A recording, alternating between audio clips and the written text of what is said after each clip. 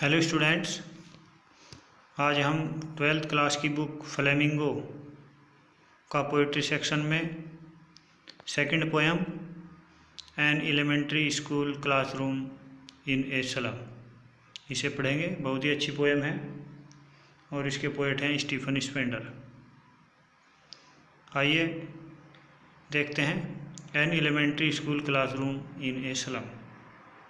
Slum होता है मलिन बस्ती या झोपड़पट्टी। झोपड़पट्टी के प्राथमिक स्कूल की कथा या दृश्य। अबाउट द ऑथर, सबसे पहले हम लेखक के बारे में पढ़ते हैं। Stephen Spender was an English poet and an essayist. Stephen Spender एक अंग्रेजी कवि और उपन्यासकार थे। इनका जन्म 1909 में तथा मृत्यु 1995 में हुई थी। He left university college Oxford without taking a degree. उन्होंने यूनिवर्सिटी कॉलेज ऑक्सफोर्ड बिना डिग्री लिए ही छोड़ दिया। He went to Berlin in 1930 और वे 1930 में बर्लिन चले गए। स्पेंडर टूक ए keen interest in politics. Spender ने राजनीति में बड़ी उत्सुकता से भाग लिया। And declared himself to be a socialist and pacifist. और उन्होंने अपने आप को सामाजिक और शांतिवादी दर्शाया। पैसिफिस्ट होता है शांतिवादी, शांति को पसंद करने वाला। Books by Spender include poems of dedication, the age of being, the creative element, the struggle of the modern and an autobiography, world within world. उनकी पुस्तकों में poems of dedication, the age of being, the creative elements, the struggle of the modern और उनकी स्वयं की एक autobiography world within world है। Students, autobiography होती है जब कोई पोएट लेखक अपने आप के बारे में लिखता है, आत्मजीवनी। An elementary school classroom in a slum. He has concentrated on themes of social injustice and class inequalities. An elementary school classroom in a slum में वे सामाजिक अन्याय और वर्ग विभेद, सोशल इंजस्टिस सामाजिक अन्याय, एंड क्लास इन इक्वलिटीज वर्ग विभेद अर्थात समाज को अलग अलग वर्गों में बांटते हैं की विषय वस्तु पर ध्यान केंद्रित करते हैं या उसके बारे में कंसंट्रेटेड हमारा ध्यान आकर्षित करते हैं। कंसंट्रेटेड होता है ध्यान आकर्षित करना, ध्यान लगाना। बिफोर यू रीड, पढ़ने से पहले। Have you ever visited or seen an elementary school in a slum. क्या तुमने कभी झोपड़पट्टी के किसी प्राथमिक विद्यालय को देखा है या वहाँ का भ्रमण किया है। What does it look like, वह कैसा दिखाई पड़ता है। आइए अपनी पोएम स्टार्ट करते हैं। फर्स्ट स्टैंजा है इसका। फार far from gusty वेवे the children faces like rootless weeds, the hair torn round their pallor parlour. Far far from gusty वेवेज। Gusty वेवेज होती हैं हवा से उठने वाली समुद्र नदी में हवा के द्वारा पानी की जो लहरें उठती हैं उनको बोलते हैं गस्टी वेवेज।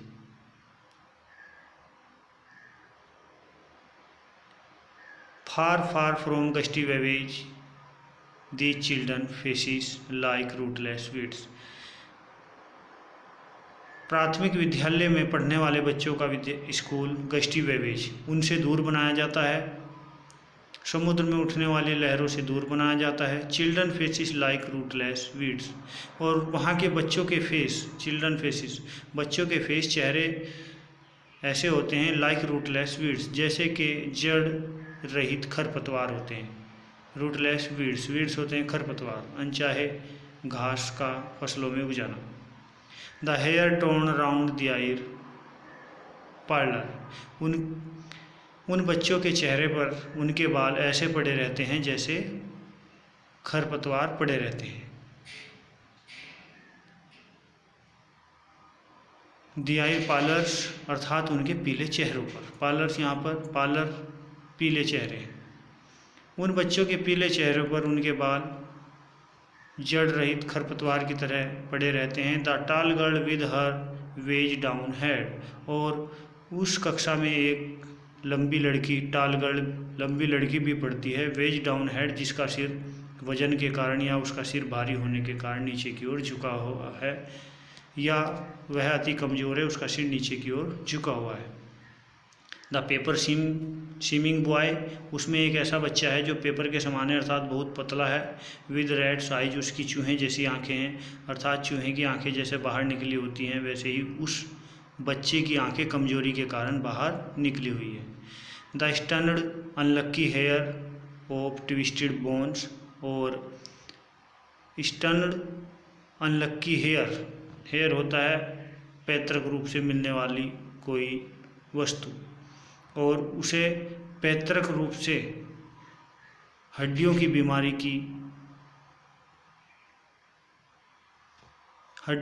बीमारी अपने पैतृक अर्थात अपने पूर्वजों से मिली है। रिसाइटिंग ए फादर्स नार्ड डिसीज, और उसे अपने पिता की बीमारी रिसाइटिंग करनी पड़ रही है, ले जानी पड़ रही है, ले जानी पड़ रही है, अर्थात वह उसको झेल रहा है। His lesson from his desk, वह डेस्क पर बैठा हुआ अपना पाठ याद कर रहा है। At back of the dim class, और कक्षा के पिछले भाग में जहाँ पर प्रकाश थोड़ा डिम होता है, धुंधला होता है। One unnoted sweet and young, एक छोटा और प्यारा बच्चा जिसको नोटिस नहीं किया गया है, अर्थात जिस पर कोई ध्यान नहीं दिया गया है। His eyes live in a dream, उसकी आंखें सपने से भरी हुई है, अर्थात वह सपना देख रहा है। Of quarrels game in tree room other than this, और वह कक्षा से बाहर पेड़ की खोकर में गिलहरी का खेल देख रहा है। अब सेकंड स्टेंजा आता है हमारा। ऑन शोर cream walls donate Shakespeare's head, on शोर क्रीम वॉल्स, प्राथमिक विद्यालय के कमरे की दीवारें क्रीम रंग की हैं, पीले रंग की हैं, और वे भद्दी हैं। डोनेशंस, उस पर दानदाताओं के नाम लिखे हुए हैं। शेक्सपियर्स हेड, और उस पर शेक्सपियर का चित्र भी बना हुआ है। क्लाउडलेस एट डॉन, सुबह के समय जब बादल नहीं होते हैं। सिविलाइज्ड डोम, वह सभ्य डोम, अर्थात स्कूल का गुंबद। रीडिंग ऑल सिटीज, सभी शहरों में देखा जा सकता है। बैलेड फ्लोवरी टायरोलेज वैली, और टायरोल वैली के फूलों के बीच भी उसके घंटों की अर्थात घंटियों की आवाज़ सुनाई देती है। ये टायरोल वैली एक फूलों की घाटी है जो ऑस्ट्रिया में है। जैसे हमारे उत्तराखंड में फूलों की घाटी है, वैसे ही टायरोल वैली ऑस्ट्रिया में है और बहुत ज़्यादा प्रसिद्ध है। Open handed map awarding the world it's world, यह खुला हुआ या यह वहाँ पर एक संसार का मानचित्र भी टंगा हुआ है, राजनीतिक मानचित्र भी टंगा हुआ है। ओपन हैंडेड मैप जो उनको संसार को दिखाता है। And yet for these children these windows not this map the their world where all the their features painted with a fog, इन बच्चों को बाहर की दुनिया से जोड़ने की वह एक खिड़की है, लेकिन फिर भी वह उनके लिए लाभदायक नहीं है। Where all the Eyre futures painted with a fog, क्योंकि उनका भविष्य तो अंधकारमय है या फोग धुंध से पोत दिया गया है। नेक्स्ट आगे चलते हैं। A narrow street sealed in with a lead sky far far from rivers caps and stars of words. A narrow street sealed, एक छोटी या तंग गलियां, तंग रास्ते अंदर से बंद कर दिए गए हैं, सील्ड कर दिए गए हैं विद ए लीड स्काई, इस नीले आकाश के धूसर स्लेटी रंग के आकाश के द्वारा। अर्थात नीले रंग के आकाश ने उनके छोटे रास्तों को अंदर से बंद कर दिया है। कौन से रास्तों को? Far far from rivers caps and stars of worlds, जो उन्हें बाहर की दुनिया, नदियाँ, अंतर्द्वीप और तारों तक जाने के रास्ते दिखाते थे। अर्थात इस स्लेटी रंग के आकाश ने उन बच्चों के बाहर की नदियाँ, अंतर्द्वीप, कैप्स होते हैं अंतर्द्वीप जो पानी के बीच में होते हैं, और नदियाँ, अंतर्द्वीप और तारों की दुनिया में जाने के सभी मार्गों को अंदर से बंद कर दिया है। थर्ड स्टेंजा है surely Shakespeare is wicked, the map a bad example.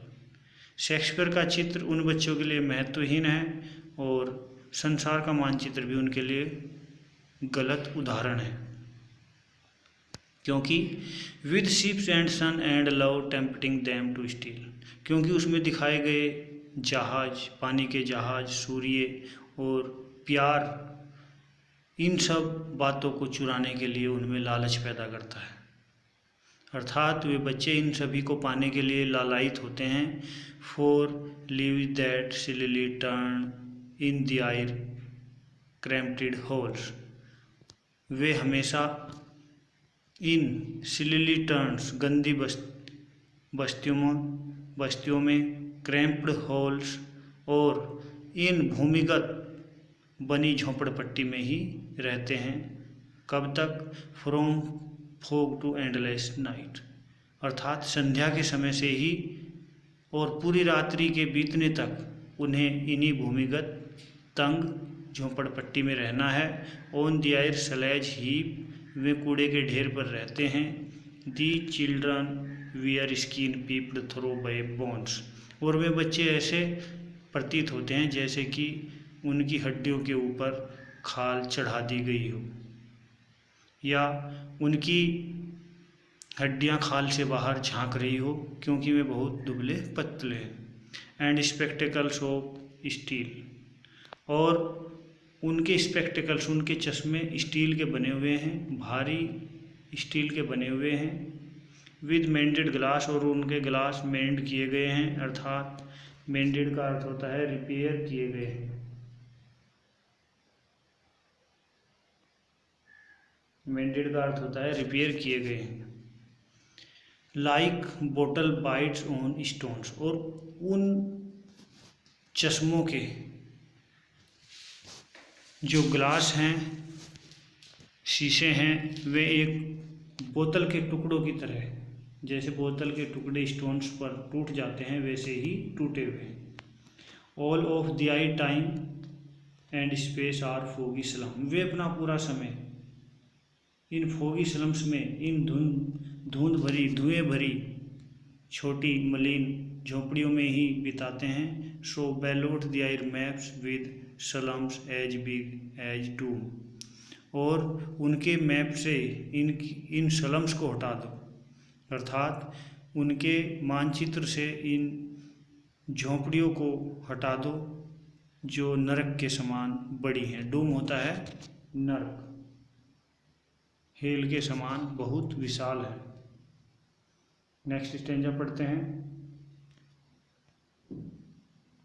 Unless governor, inspector, visitor, this map becomes their window and these windows that shut upon the eye lives like catacombs unless governors inspector visitors।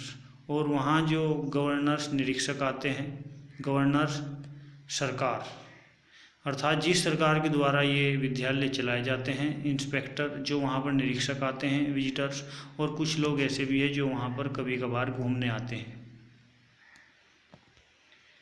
This map becomes their window and these windows. और इस मानचित्र को बाहर की दुनिया देखने के लिए उनके लिए एक खिड़की के रूप में बना दो।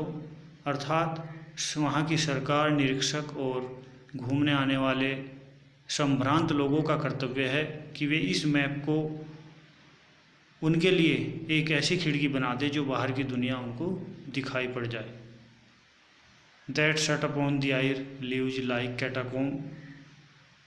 और फिलहाल तो मैं केवल अब इस खिड़की से अपनी कैटाकोम्ब्स होती हैं, मलिन जो आपकी झोपड़पट्टियाँ होती हैं या भूमिगत बहुत लंबी झोपड़ी, और इन खिड़कियों से केवल मैं अपनी कैटाकोम्ब अर्थात झोपड़ी पट्टी को ही देख पाते हैं। Break upon till they break the town. और इन सभी झोपड़पट्टी को तोड़ करके वहाँ कोई टाउन बना दो, शहर बना दो। And show the children to green field. और इन सब चीज़ों के टूटने के बाद बच्चों को हरे भरे खेतों को देखने दो। And make the I world. और उन्हें अपने संसार की रचना करने दो। Run Azure on gold sands. और उन्हें एज्यूर का एज्यूर मीन्स होता है स्वच्छ, साफ। और उन्हें साफ आकाश में सैंड के ऊपर घूमने दो। गोल्ड सैंड होती है सुनहरी रेत। और साफ स्वच्छ वातावरण में उन्हें सुनहरी रेत के ऊपर दौड़ने दो। एंड लेट द आयर टंग्स। और उन्हें अपनी भाषा का प्रयोग करने दो। Run naked into books the white and green leaves upon. और उन्हें अपनी सफ़ेद और हरे रंग की इतिहास की पुस्तकों को पढ़ने दो ताकि वे अपनी पुस्तकों को पढ़ पाएँ। यहाँ पर वाइट बुक्स बोला गया है किताबों के लिए, और ग्रीन लीव्स अपॉन यहाँ प्रकृति के लिए बोला गया है ताकि उनको हरी भरी प्रकृति भी देखने दो। History the theirs whose language in the sun. और उनको अपने इतिहास की हरी भरी पुस्तकें पढ़ने दो और उन्हें इस सूर्य के नीचे अपनी भाषा में अपने संसार की रचना करने दो और अपने विचार प्रकट करने दो। सो स्टूडेंट्स, आज के लिए इतना ही। और यहाँ पर वर्ड मीनिंग दिए गए हैं। टायरोल वैली है ऑस्ट्रिया की एक फेमस फ्लावर वैली है। और कैटाकोम्ब्स होती हैं आपकी अंडरग्राउंड गैलरीज होती हैं जो नीचे भूमिगत बहुत लंबी लंबी झोंपड़पट्टी बनाकर रखते हैं। So students, thanks for watching my video.